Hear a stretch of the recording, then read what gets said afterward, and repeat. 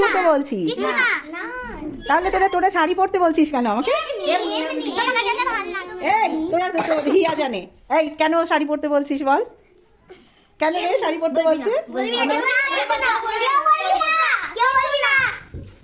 ঠিক আছে নিলাম।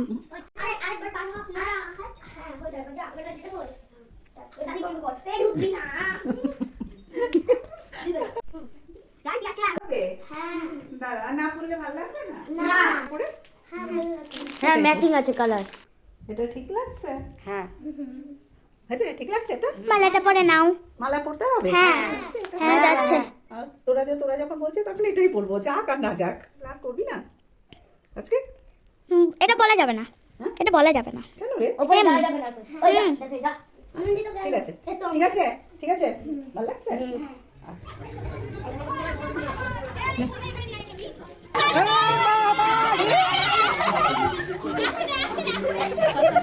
নমস্কার, অনেক দিন পরে আবার আপনাদের বিরক্ত করতে চলে এসেছি। আসলে কি এই ভিডিওটা না তুলে ধরলেই নয়। এই যে এত আয়োজন দেখছেন, এটা আমার বাচ্চারা করেছে। এতগুলো বাচ্চা, আমি এর মূল্য কিভাবে দেব আমি জানি না। আমি যে অমূল্য সম্পদ পেয়েছি, তার পরিবর্তে আমি হয়তো কিছু দিতে পারবো না, তবে এদের জন্য বুক ভরা আশীর্বাদ।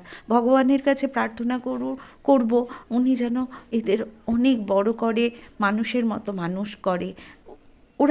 ওদের অনেক টাকা ইনকাম করতে হবে না, কিন্তু মনটা যেন ওদের এরকমই থাকে, একদম সুন্দর স্বচ্ছ।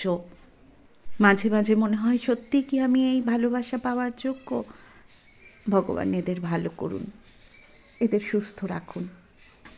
ভগবান যে আমার কাছে, আমি জানি ভগবান আমার কাছে অনেক মূল্যবান জিনিস নিয়ে নিয়েছেন, কিন্তু অন্য দিক থেকে আমি অনেক পেয়েছি। ভগবান আমাকে অন্য দিক থেকে হয়তো অনেক কিছু দিয়েছেন, আমি ধন্য। আজ এই ভিডিও করতে গিয়ে চোখের কোণায় হালকা জলের ছোঁয়া।